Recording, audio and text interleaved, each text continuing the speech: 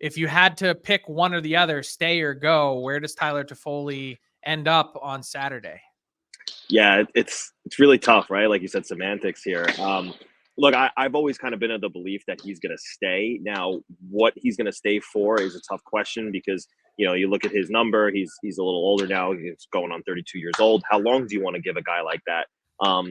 In the same breath, I say that tongue in cheek because I feel like there is a little bit of veteran leadership lacking in this room. So maybe perhaps you do want a guy like him sticking around a little bit longer. So my gut says that he stays. My gut says that he does figure out some sort of contract that both sides do like. He wants to stay. Tom Fitzgerald wants him to stay.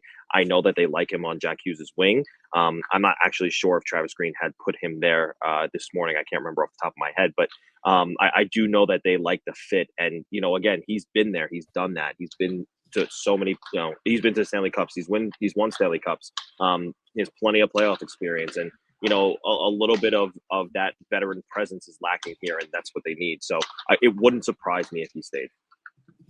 Let's circle back to the goaltending real quick. We know that's been an issue in New Jersey, and we keep hearing the talk about them and Jacob Markstrom and all the interest there. When it comes to acquiring a goalie potentially ahead of Friday, is it Markstrom or bust, or do you think there's an appetite for Tom Fitzgerald if he can't get the guy out of Calgary, if maybe he checks down somewhere else?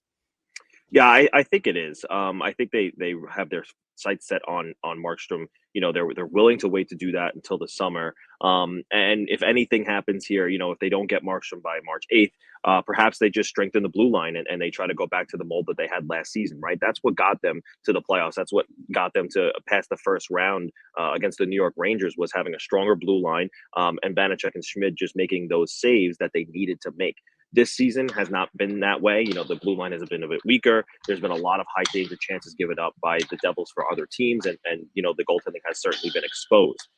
If they can maybe lock down a couple of defensemen at some point before March 8th and help out strengthen the defense of this team, and maybe even a little bit up front too.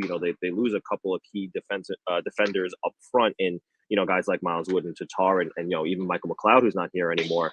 I do wonder if they would look at something like that just to strengthen the overall defense of this team and help the goaltenders take less shots and take less high danger chances. What's up, hockey fans? If you enjoyed that video, then you need to be hitting the subscribe button right here at Daily Faceoff. Exclusive interviews and analysis from our hockey insider Frank Saravalli, fantasy updates from Brock Sagan, and a daily live show at noon Eastern, Monday through Friday. You don't want to miss any of the fantastic content, so hit that subscribe button.